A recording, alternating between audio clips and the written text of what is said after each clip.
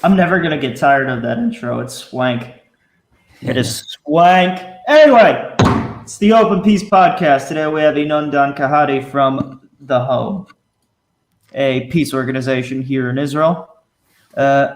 We were going to have another second guest on with us tonight, but his internet connection is just not working out. So we're gonna one man this.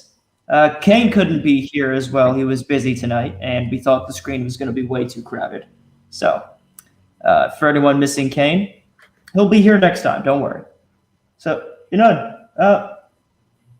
tell us about what you do. Tell us about the home, what it's about, what your mission statement is.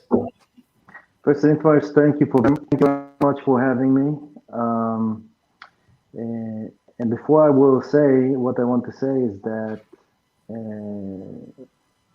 this conversation should be happening in Hebrew and Arabic, in the language of the people here. But again, very appreciating, and this important discussion should be done in the language of the locals.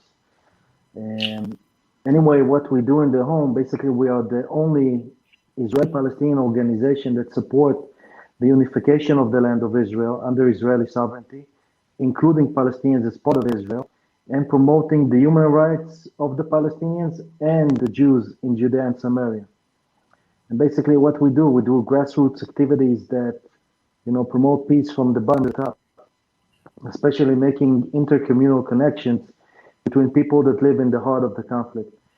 Not excluding people from Tel Aviv and Ramallah, but putting the focus on the people that live in the heart of the conflict, where it's the refugee camps in Bethlehem, the Jewish communities in Efrat, Gush Etzion, Jerusalem, Hebron. And that's basically what we do in our flag project called Cleaning the Hate, is where we take Jews and Palestinians to show mutual respect to our land and create an activity that's based on doing something from different directions towards something bigger than all of us together and create unity and not uniformity. That's what we do. Okay. Interesting. Fantastic. It sounds like an amazing project, and I love the idea of cleaning the hate, of doing something together for the land. I think it's really, really impactful. And just to go back to your statement about doing a podcast in Hebrew or Arabic, I think we should definitely make that happen as well in the future. Get a podcast done in our native tongue, and we'll translate that into English for our English viewers as well. Yeah. I mean, the problem with that is that the language of the internet is English, so that's why we chose it. It's a wider audience for us to reach. Yeah. Plus, eventually, when we get big enough, we can hire people to put the subtitles in, so we could eventually switch over to Hebrew or Arabic. There's definitely that. But I'm curious of what you might was about to ask this question, Jared. What made you start all this? Yeah. Well, actually, it's a long process that started, I think, probably 20 years ago. No, maybe 15 years ago. If you got time to listen to all the story, I will tell it. But it's going to take approximately 4.5 minutes. So when I was about 25 or something like that, I drove in my car and I smoked a cigarette and I threw the cigarette with the butt, like that, out of the window. And I used to do it all the time, constantly. I got tickets for littering, and, I'm not perfect. We're all sinners eventually. And my cousin who sat next to me said to me, "Cuz, this is disrespecting to our land. This might cause a fire. So do a small brit milah to the burn head of a cigarette and put the rest of the butt on the ashtray when it's without fire." And it sounded like a good idea to me. And then 2 days later, I went to the Wailing Wall, the Western Wall in Jerusalem. And I saw, there's a big flag, big Israeli flag in the compound over there. And I saw under that flag, what did I see over there? And just, down at the flag. Guesses? Cigarette butts? Cigarette butts.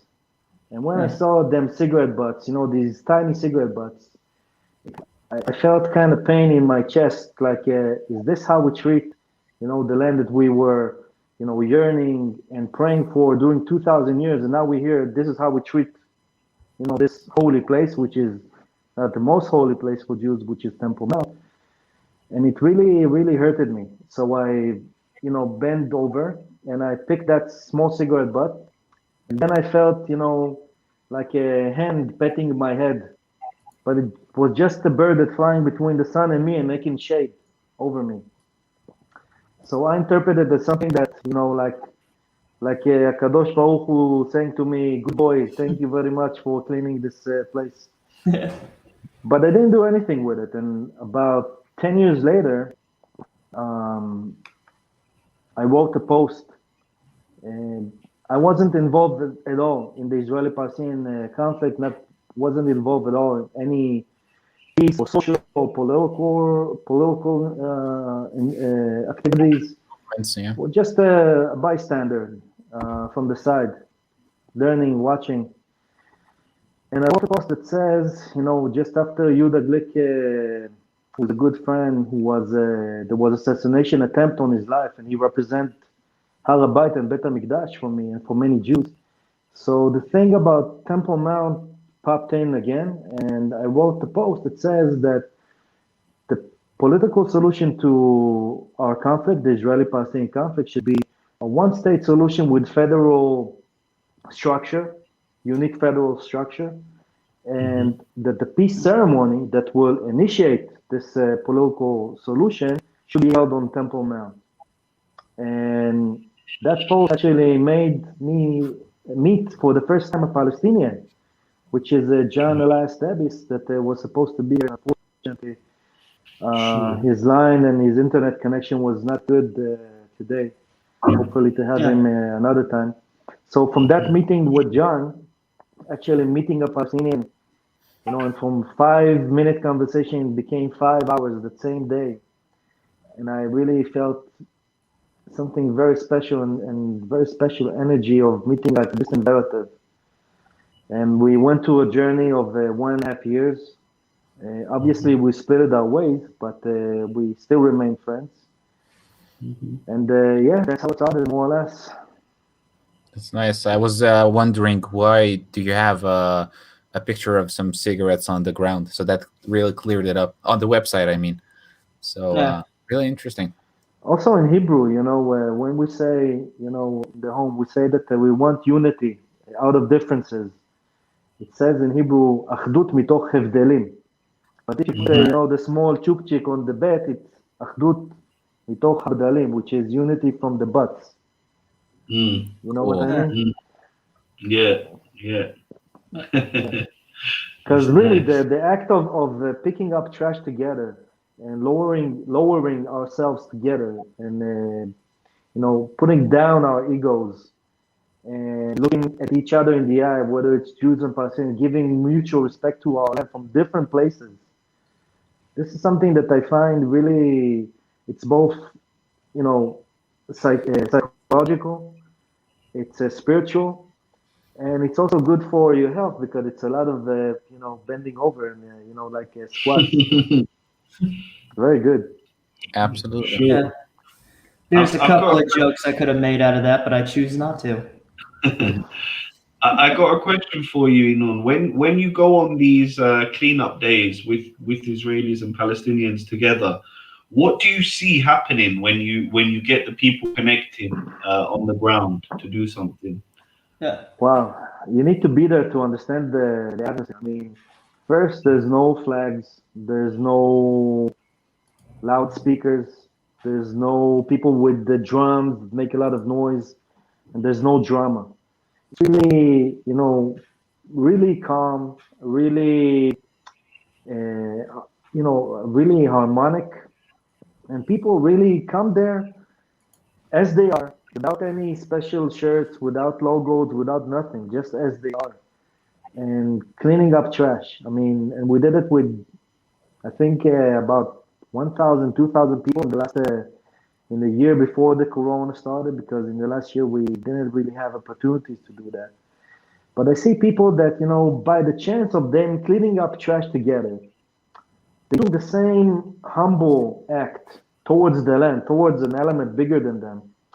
And after that, we also set up coffee, and people start to talk. Like we had people from Bat Ain, which is like the most radical Jewish communities in Gush Etzion, and to have them speaking and humanizing with Palestinians from refugee camps, whether it's Aida camp or the Heisha camp or El Arub camp. And when these people coming together in the same place, speaking without the filters, without the drama, without the noise, something special happens, and human connections can be created from that, and they are. And what I see really people, I see something very unique. I see something very cannot be explained by words. You just have to be there and go. And our next activity, Bezrat Hashem, will be this Friday after 1 year that we didn't have the chance to bring everyone in the same place. Because of the pandemic. Because of the pandemic and also the weather. It's also when the Kadosh Baruch Hu tells us you can do, we do. If there's rain or snow, we do. Yeah. I'm glad you brought up the pandemic because there's a question I wanted to get your opinion on. It's the vaccines. I support. Yeah, I mean the vaccines and what responsibility does Israel have to vaccinating Palestinians? Where's your position on that? My position is basically that what Israel does now, to the civil administration giving vaccines to the Palestinian workers, I totally support. And I think it should be expanded also to Palestinians in the rest of Judea and Samaria. But again, according to the Oslo Accords, this is not the responsibility of Israel. This is the responsibility of the PA and the Palestinian Authority, with all the corruption over there and all the money that they have. They could also take responsibility and organize with vaccines, but they haven't, because they don't really care about their own, the average Palestinian, which is not even a part of their political game, even though they say there's going to be elections in May. Let's see if it will happen. No. But I'm totally supporting that, to be a one state and Israel take responsibility and to give vaccines to all Palestinians. But now, according to the current reality, this should be the responsibility of the PA, but it just say that the PA is not really willing to take responsibility, real responsibility for their own people. Yeah. Okay. So,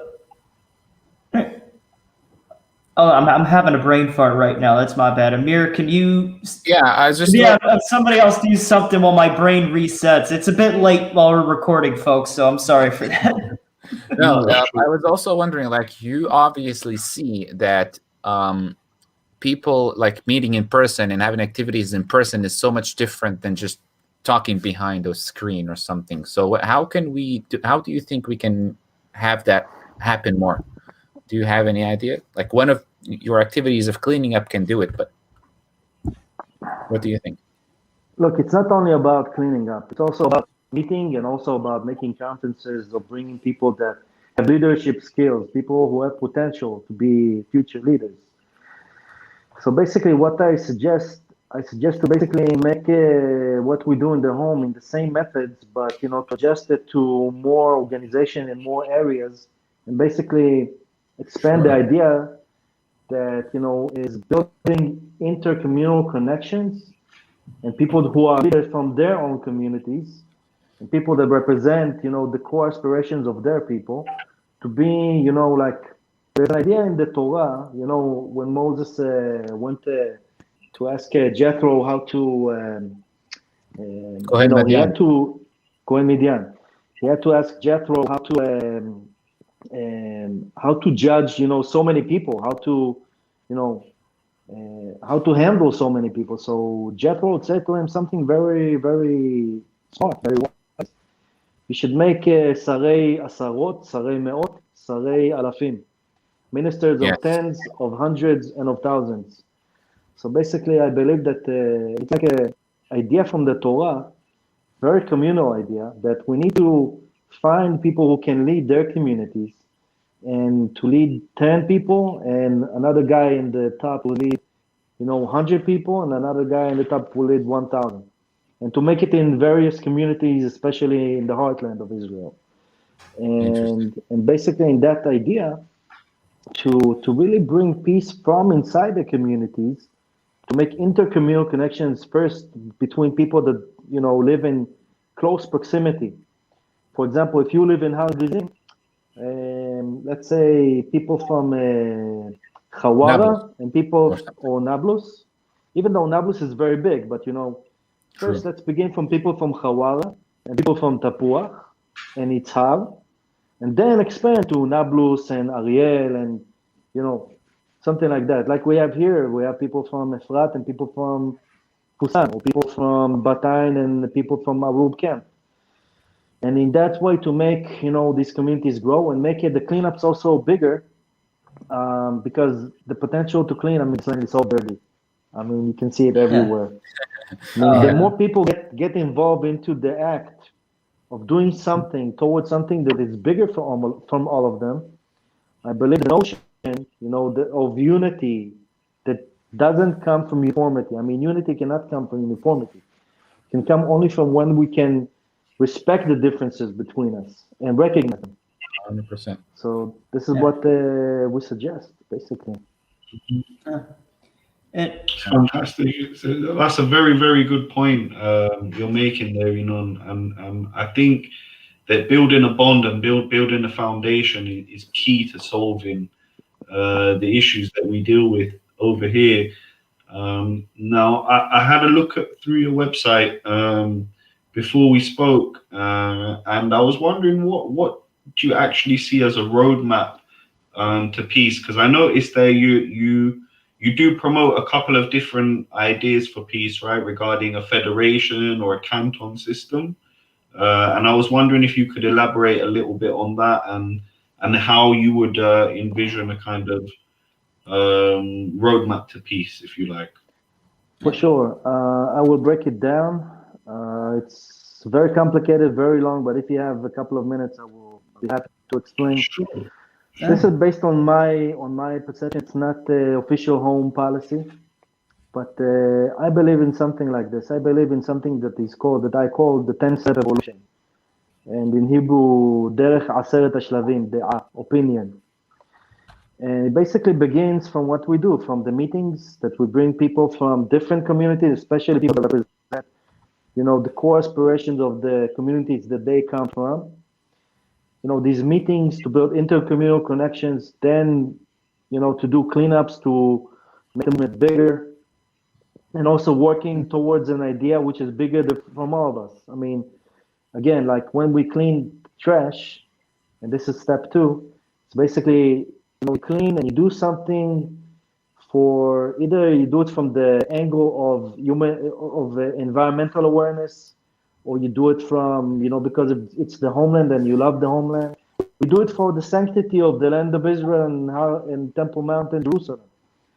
But it's all, it's a different approach, but the same act. And this is about unity and not uniformity. You know what I mean?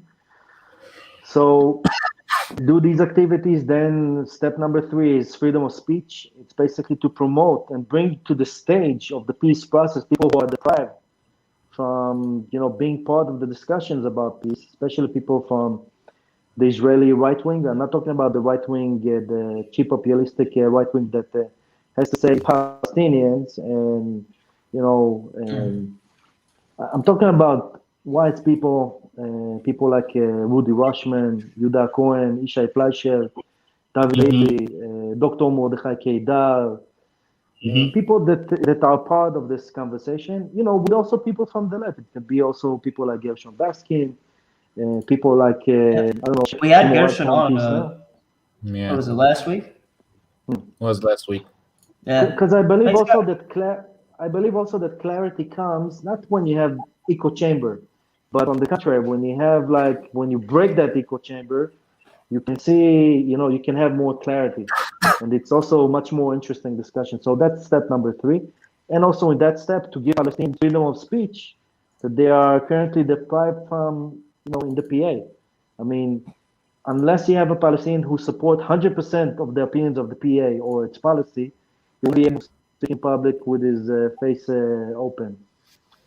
So that's step 3. Step 4 is basically making an initial political prototype, which is, I believe, to first restore Israeli sovereignty in Area C, restore selling and buying of lands for both Jews and Palestinians in Area C, and also giving Palestinians, a limited number of about 40,000 people, Israeli residency and pathway to citizenship in order to test the process in a prototype way. And also making the first emirate or canton like the Kedar plan that I fully support, either in Hebron or Bethlehem or Jericho. Which one is more ready for that? It has to come from the people. It cannot be imposed from above. That's step number 4. Step number 5 is making peace at home, making some kind of without unity between us as Jews and Israelis, and without unity between them as Arabs and Palestinians, there will not be peace between us. I mean, without peace, at home, we will not have peace with the neighbors. So we need to make that too. Step number 6 is basically making a referendum that, we have to have a majority of not 51%, but 70% of the people that live in the land, whether it's Jews and Palestinians. Because if we're going to have only 51% support for the process, it may lead to civil or brother war. You have to have a lot of, majority in order to promote such a big plan, basically. And we have to have also legitimate leaderships. And in the Palestinian Authority, there's no selected or elected, leadership not since the last 16 years, if I'm not mistaken. Since, that's step number 6. Step number 7, if you have questions, let me know. Let's go on. I'm cooking some up. Don't you worry. Let's get to that. Step number 7 is basically to make international, local, and regional recognition in the process, the peace process, and in the state of Israel by all the Arab and Muslim countries and all of the international communities. Which means that basically, the guideline is that, first Israel, us Jews, we are the minority in the Middle East. We are only about 7 million people out of a population of 400 million Arabs. So if we are in the process of including about 2.5 million Palestinians, I'm not talking about Gaza right now, because Gaza will be later. If we're in the process of including 2.5 million Palestinians within the state of Israel, we have to have a situation that we don't have enemies from the outside. Because I don't believe that any sane Israeli will agree to such a radical move, which I believe is just, without us having also recognition and no enemies from the outside, including Iran and including Hezbollah and including Hamas. And it must be a condition to go forward with the process that basically means equal human rights and equal political opportunities for all people living between the river and the sea under the state of Israel. So that's basically step number 7. And also this step includes diverting the American military support to Israel, diverting that $3 billion to build infrastructure for both Jews and Palestinians in Judea and Samaria, whether it's schools, hospitals, roads, anything that's supposed to promote the well-being of both Jews and Palestinians in Judea and Samaria. Step number 8 is basically making local gestures from both Israel and the PA and Hamas. On a nutshell, it means that the Palestinians must end the incitement against Jews in Israel. They must end the peaceful intifada. They must also build, in my opinion, synagogue in every single Palestinian big city in order to open the big cities to Jews as well, to be part of the community, to be part of the city. Because if we go into one state, we also as Jews, I went to Bethlehem, Hebron, Ramallah, Nablus, Jenin, and all of the big Palestinian cities. I will not Sure. give up my right. I mean, my ancestral right to live in these places. And Israel should build, memorial site to the victims of 1948 in Lod, for example, where it was, Plan Daled, if you know history, to make something to come to reconciliation also regarding what was in the past.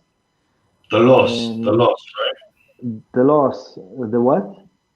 The loss of 48 that the Palestinians feel. Yeah, the loss, the When grievances. you say the loss of 48, you mean the Nakba, right? Nakba. Yeah. Okay. All right. Just wanted some clarification. And also, Israel should rebuild, for example, refugee camp of Arub camp, and basically to make it as a green modern neighborhood for Palestinians. Basically, all of the refugee camps should be demolished and rebuilt by Israel by money that comes from the Europeans, and to divert it instead of the PA to rebuild, these refugee camps. And also more and more things that I don't want to get into too much right now. Actually write a book in the meantime. It's like 21,000 words right now, but I will not publish it until I will feel it's the right time. Step number 9, basically the solution. That's basically, by the way, before that, step number 8 is also to make a conference. It's going to take about a year, which is going to be about designing the whole political solution with experts regarding security, economy, any field of life in the land, both Palestinians and Israelis, to sit and design together the solution for every single detail, and also reconciliation that will give pardon to leaders from both sides, if they accept, of course, the peace. And of course, releasing the bodies of Shaul and Adar Goldin, rest in peace, and returning the Israeli citizens in Gaza, in favor for releasing Palestinian fighters that fought against Israel, and against the IDF or against the Israeli police, but they're remaining in jail for the rest of their lives. Every single Palestinian terrorist or Israeli terrorist that went and murdered and civilians, they should not be released at all, in my opinion. They should not see daylight. But then you also run into the issue of some of these people who were arrested as terrorists may just have thrown a rock or something, may not have actually plotted something. I don't know, maybe you or me would consider an actual terroristic act, but could be arrested under the military law. These acts should be considered, with the, if you go to real peace, these acts should be also taken as, something, we can, easements. Yeah, we can. We should not be harsh, if we really go. We should not be harsh with these cases. We should not be harsh with these cases, but I think that we should be very damn harsh with the people that send suicide bombers, such as Ahlam Tamimi, that send the terrorist to Sbarro restaurant, and also Ami Popper that murdered the Palestinian workers before or during the first Intifada. People that, or Jack Title, for example, people that murdered Israelis or Palestinians just as civilians, they should be punished harshly. And step number 9 is basically the political solution. I basically support a solution, and also the Home supports a solution that means one state, two state, that will be inclusive to Palestinians as either citizens or residents, and also will add on a federal structure that is based of combining the Western guidelines, outlines of Switzerland, Middle Eastern guidelines or outlines of the Emirates, like the plan of Dr. Mordechai Kedar, and make a unique federal system that's going to be also aligned with the rules and views and values from the Torah in a way that manifest laws and values from the Torah and the vision of the prophets of Israel in a way that is adjusted to our time, also to secular Jews like me and non-Jews alike. That's And for going the to create, of course, and that's going to create an authentic Jewish state and not what we currently have now, which is a more Western European model of a state with Jewish decorations. So that's basically step number 9. And basically any solution that most of the people in the land will support, of course. And the final step is basically... More people would like my name, half Arabic, half Jewish. What again? After step 9, maybe you'll start seeing people like my name. Yeah. Look, I think that part of step 9 is also the engagement. Part of step 9 should be also the engagement plan of Tzvi Sinai. You know Tzvi Sinai? The guy that research the roots of the Palestinians, that many of them have Jewish roots. Right, and I think that they should become, they should be also to open the door for them to be part of Am Yisrael again. Yeah, but that's something like that. His book. Right. I was going to say that, but what you just said there, that sounds very Hashmonean, and what we did to the Edomites way back in the day under the Hashmoneans. What do you mean, the plan of the engagement? No, when you said these people have Jewish roots, which, a lot of Palestinians do have Jewish roots way back. And to bring them back into Am Yisrael, I just want some clarification, because that sounds like what the Hashmoneans did to the Edomites back when we've got our independence back from the Greeks. Right, but the Edomites, they forcibly converted all of them. I'm not. I'm against forcible conversion, and I'm against converting any religion. I think that the Palestinians that have Jewish roots should be like Muslims, but part of Am Yisrael. Or Christians part of Am Yisrael. Because Islam is a valid religion, also Christianity, and also the Samaritans. I mean, anyone who's part of the land but have roots of the part of Am Yisrael, I believe should be open the door to be part of Am Yisrael again if they want. I'm not forcing something on anyone, and nothing by force can be done. But I do know for sure that there are so many Palestinians, that they converted to Islam like 200 years ago, or 500 years ago, or even 10,000 or 1,000 years ago. But, I don't say to them, you must convert to Judaism in order to be part of Am Yisrael. Just, your original people, that's also your roots, and you're so much, I believe, passionate about this land because you have it in your blood. So that explains to me also why are they so much fighting on this land, like us. And I have much more respect to Palestinians that view all of the land as Palestine, which is actually most of the Palestinians. And I have respect for Jews that view part of the land of Israel without Judea and Samaria as Israel. Because I really think that, in order to be united, in order to be connected, it's okay if we call the same mother in different names. I mean, you can call mother Ummi, and I can call mother Ima, but in the end of the day, it's the same mother. But if two call the same mother, what does it make from them? You're right. I hope people understand that more, because I did have some incidents where I called, for example, Israel, Palestine, or vice versa, and I saw some people get offended, and I don't see the big point. Like you said, you can call it whatever you want. Yeah. Right. I mean, that's a nationalistic thing, though. It's right. My land. I call it ABCDD. Yeah. It's gonna be fucking ABCDD. It's a nationalistic thing. It's not rational. It is not. That goes into caveman brain. Look, my nationalistic view is that I don't have the right living in the 2000s to give up on what my ancestors were praying for during 2000 years. I have no right for that. I want it all. I do. I want Israel from the river to the sea, under Israeli sovereignty. They do not exclude Palestinians from being part of the system.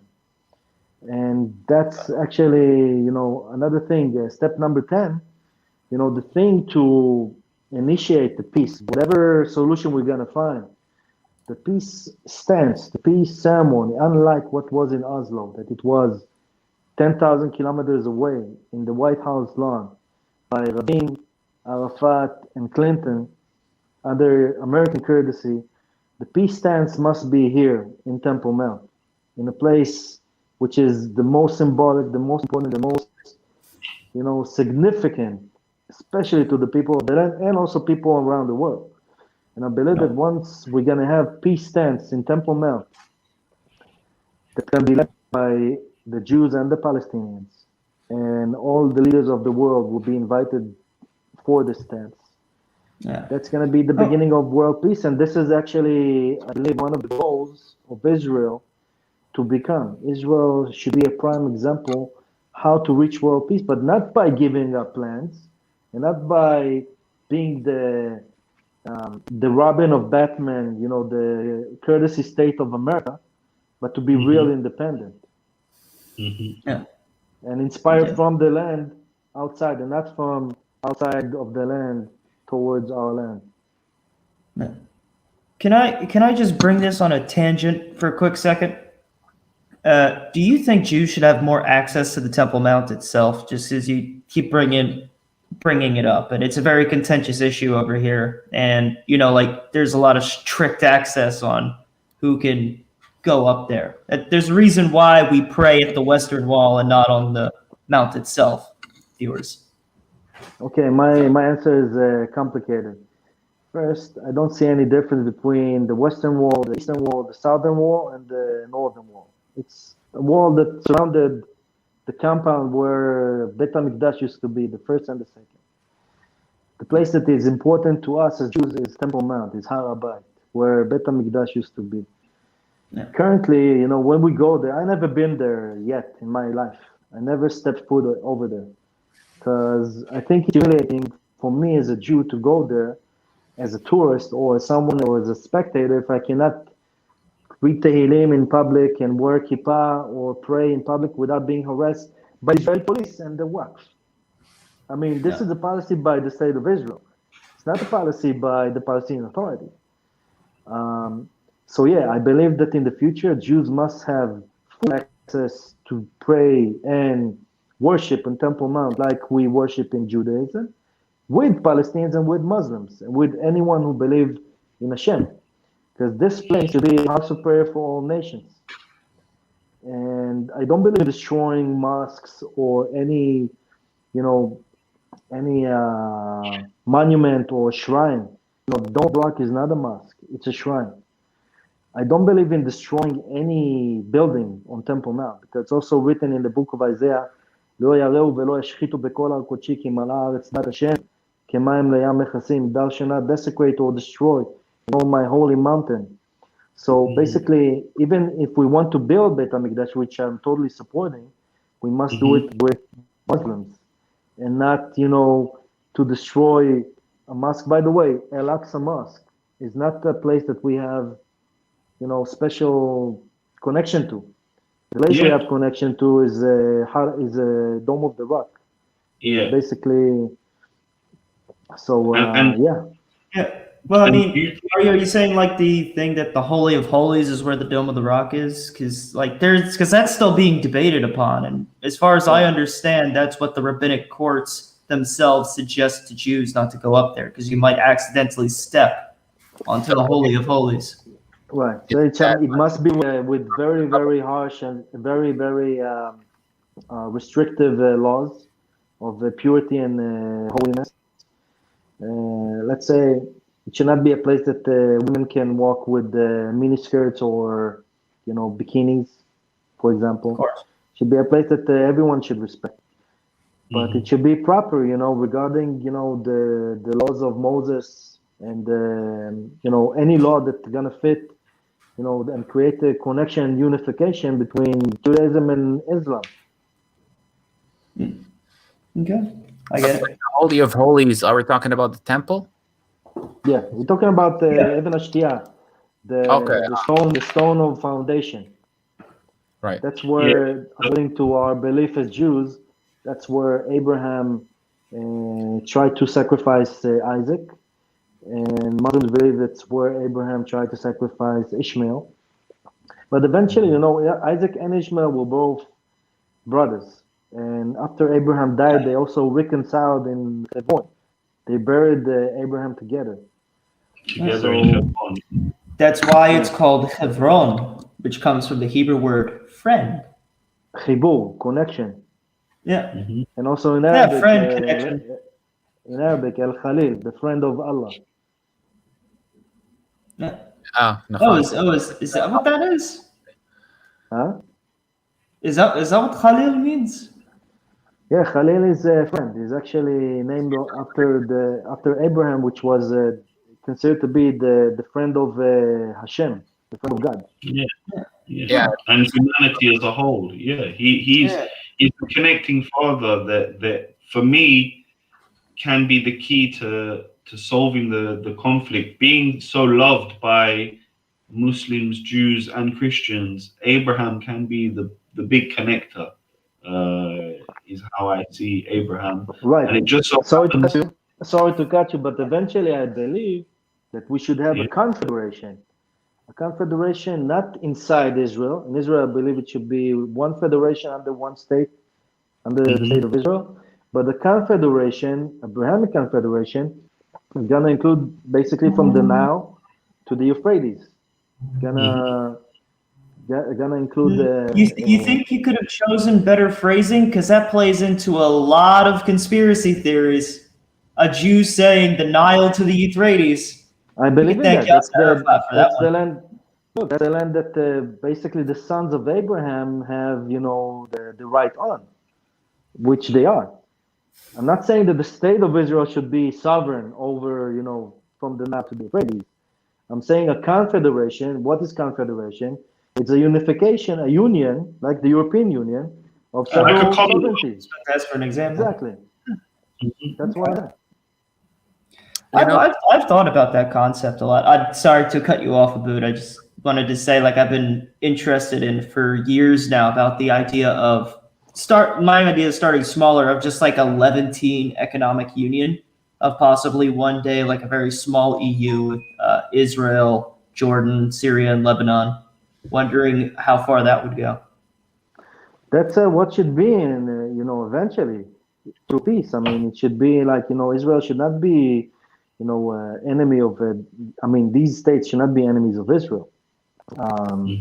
It should be also full access to Israelis to go there, and we should also talk to the population over there. But I believe also with the why I believe in peace, by the way, is because we have a tool, a very very powerful tool that human beings didn't have until 20 years ago. We have this weapon. I mean, Yeah. all the information is in the palm of your hand. And that's like my in the weapon. time, unlike in the time, can be used to negativity and positivity, but it's there. Unlike the times of, for example, Saddam Hussein, that want to distort the criticism against him, he just say blah blah blah the Zionists, blah blah blah Israel, blah blah blah the Jews, and the people believed. But now nobody can lie, like dictators cannot lie like they used to do before. Well, they So- still do. They just have more people doing it on Twitter for them. Yeah, but I was about to in say, the end of- like the CCP is still bullshitting pretty hard. They've convinced a lot of idiots in the West about what they're doing. what's a CCP? Pardon for Chinese asking? Communist Party. Communist Party. Oh. Yeah, China. Look, what I know now is that basically any Arab or any Jew can open YouTube or Facebook or Twitter, and if they want to find positivity, they'll find it. If they want to find, the authentic humanist, approach to see the Jew, that the Jew doesn't have horns, and the Muslim doesn't have knife, Yeah. they will find it. But it's also freedom of will. I mean, what do you also want Yeah. to find?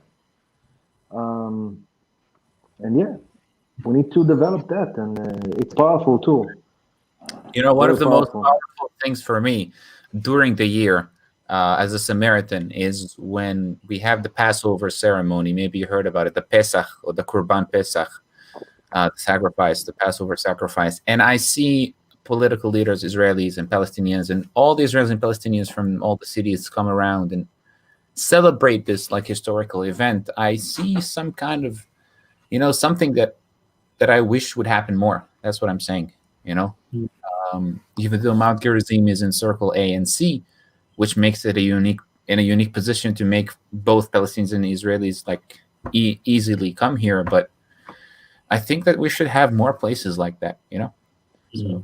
Look, you guys can be also bridge builders to connect between Palestinians and especially the Jews in Yehuda v'Shomron. Right. I mean, We always you say guys, we're so.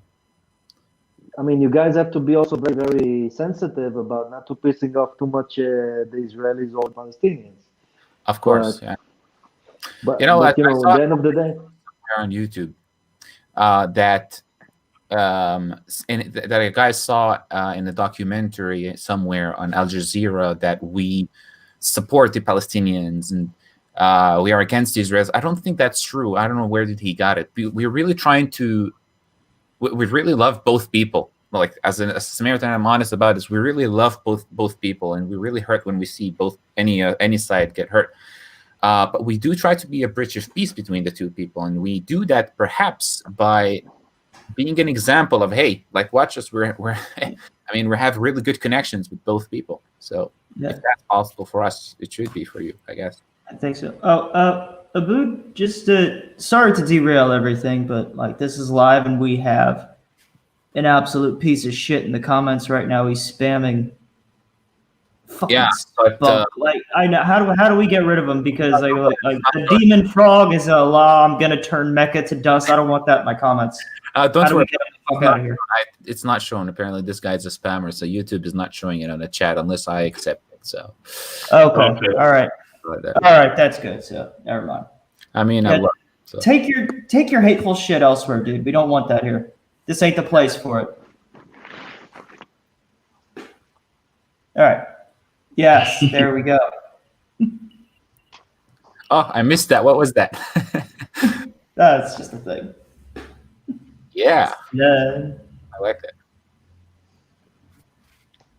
You literally see cigarette butts everywhere these days. It's crazy. So this project Yeah. makes sense. okay, I tell you guys, I see problems as potential. I don't see them as obstacles. And these small cigarette butts are tiny, a lot of opportunities to create peace. That's what I see. And I envision a situation that one day we're going to organize activity of hundreds or thousands of people cleaning trash together, especially, like in Bethlehem and Tel Aviv and Efrat and Jewish Hebron and Arab Hebron and Har Gerizim and Nablus and Tapuach and Itzal.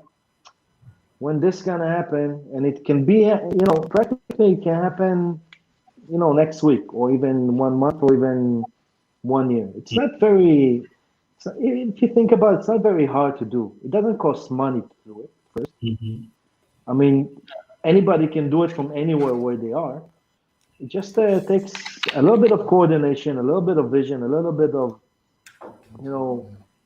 lowering down your own ego and just go with it and give proper and joint respect to the land that we both call home. Exactly. And I think also regarding the activity of cleaning the hate is that any element, any organization or any government is going to be against people that cleaning our home, it's probably meaning that it's not their home. That's what I think. I mean, how can you resist or be against people cleaning up trash from, our land? You know what I mean? Right. Oh, yeah. So, I'm sorry. I want to go into another tangent. This is a question I thought up a while ago when you were going through your steps, and I wanted to wait to see how you were going to go with that before I brought it up. But we were talking about politicians and how like we can't go through them, but we have an election on this side of the green line coming up, like in about 10 days. Yeah, it's the 23rd. Do you think like, because like you were saying, there's no leadership for the Palestinians, and it's starting to feel like we don't have much leadership ourselves. Like we've had nothing but chaos for the past like 6 months. This is the 4th election. Do you think like anything is going to get solved, or any of the major parties can actually make any progress at all? Do you have any faith in anybody running? Look, first and foremost, the difference between us and the Palestinian Authority is that we at least have the opportunity and the choice to elect our, I will not call them leaders, our politicians, okay? Yeah, that's fair. That's fair. But at least we have the opportunity, we have the choice, and we have that right. Look, currently, you know, you want to put me in a corner to say who I'm going to vote. I'm going to say who I'm going to vote. Look, you don't need to say. You could just say like I don't have faith in anybody.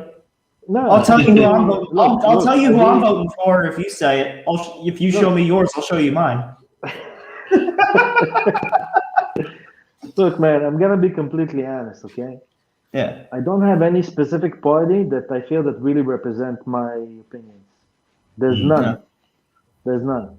But however, I'm much more right-wing. So my options are 3.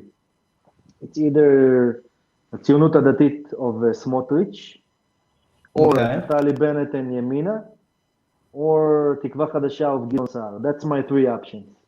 Now, I'm currently more between Bennett and Gideon Sa'ar. I haven't decided. I would say that. And why I'm that? Why I say that? Because I will support anyone that will maintain the land of Israel full and will not give up lands for peace.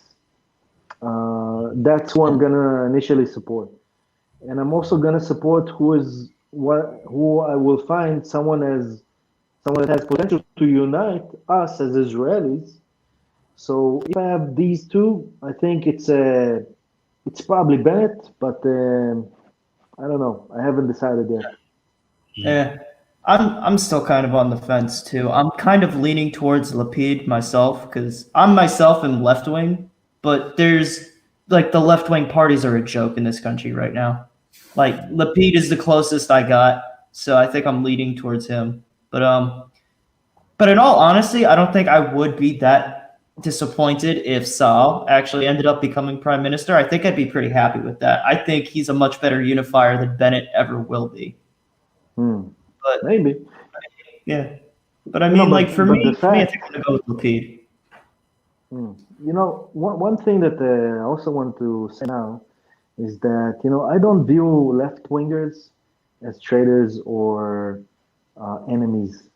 Unlike a lot of people that call themselves right-wingers, that depict all left-wingers as enemies and traitors and, you know, all that. I mean, I think there should be a path. I mean, the path straight is going between right and left. And, you know, that's why I don't consider myself really a right-winger, but I'm definitely not a left-winger. You know what I mean? Yeah, I get you. Yeah, I can see your point. And, you know, I think one thing that is very interesting that I take from this conversation with you, Inon, is that you feel like the leaders, or not leaders, politicians, as you called them, are not the way forward in terms of solving the crisis. They seem to either fan the flames or just do nothing really, right? And just deal with other problems. So how can our viewers and our listeners engage in that process? Like what can they bring to the table as people who are interested in the conflict and who want to help solve the conflict? What can the individual do to try and push this process if it's not going to come through the politicians? Join the home, baby. That's it. Yeah. I mean, you get like that sounded like it was gonna be a hard ball, but that was soft as hell. You just handed that right to him, Amir. I can't believe you. I gave it, man. I laid it up with a volley. You know? Yeah. Hey, somebody needs to be nice to the guests. My job is to make them squirm. Yeah, but the home is not it's not a political party, and it's not affiliated with any political party. But I think we are so much in, creating a path that I believe that, focusing in creating the path in a gradual and balanced way, that will also lead to creating the solution in the future. I really believe in that. And I really believe in including people who really represent the deep aspirations of the Jews and Palestinians in the process. I'm very happy to say that I know some of them, and I believe in all of them, including a lot of Palestinians that unfortunately cannot speak public with their faces. But I'm hopeful. I'm really hopeful. I really am, and I think that also regarding peace, let's say the U.S. The U.S. government will suggest to the home a donation of $1 million. You know what I'm gonna say? What? Hell no. To $1 million? Even $1 billion. Mark my words here. I mean, All right. We'll take it down. Add it to the official records. Look, I mean, peace should come from the people here without influence from the outside, and it should also come, from. This is also something spiritual, not materialistic. And I really believe, if we really, work for it in a very easy, simple way, we will get there. And you asked me beforehand, what we should do in order to create peace. Let me tell you something personal, okay? Do you know who funds the home? FUNDS. You know how many sources fund the home? No. Have you seen a PayPal account in our website? No. Don't even have a Patreon. Donation. Yeah, you do have a donation button, though, don't you? I see a donation. I'm saying. Actually, I found the home. I found it, and I'm funding the home. Oh, you're funding. You know how much it cost me? I mean, of course, I dedicate my life, and basically it's a 24/7, 365 work. But you know how much it costs to make a meeting for 20 people in Beit Jala or in Gush Etzion? Between 1,000 and 2,000 shekels. How much does it cost to make a cleanup? 50 shekels for the stickers and the trash bags. And how much does it cost to make a conference in, for example, Beit Tzvi, place that gave us a lot of support, and I have utmost respect for. Yeah. 400 shekels. I mean, look, I also want to say, like, you are telling the truth. There's no donation. Wait. Okay, sorry.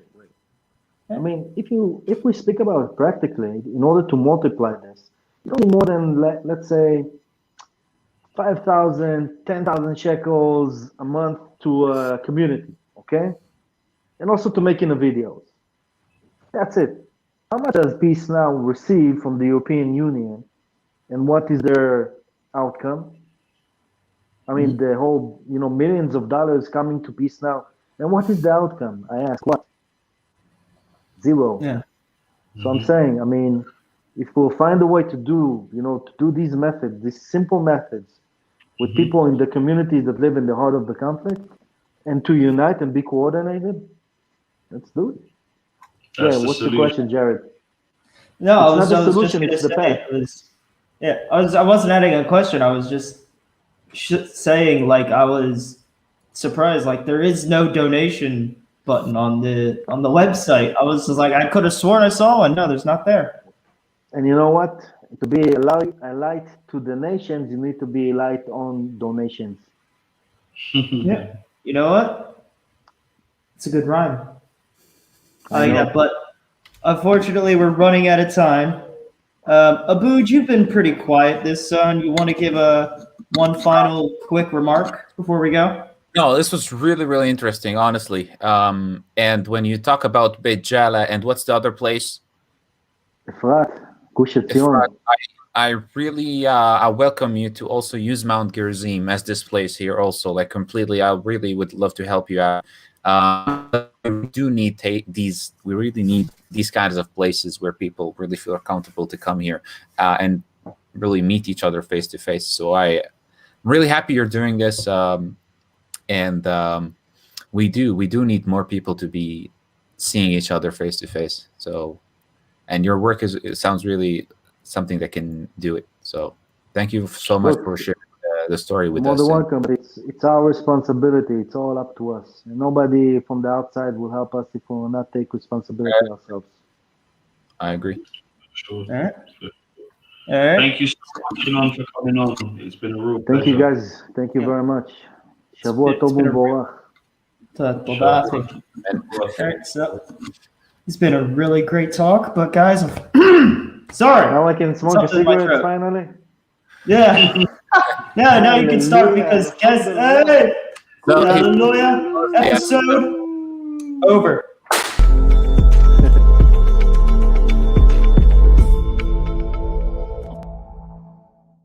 אילון, אח שלי, מה זה תודה? That's what we תודה do. לכם, היה ממש כיף. היה ממש כיף.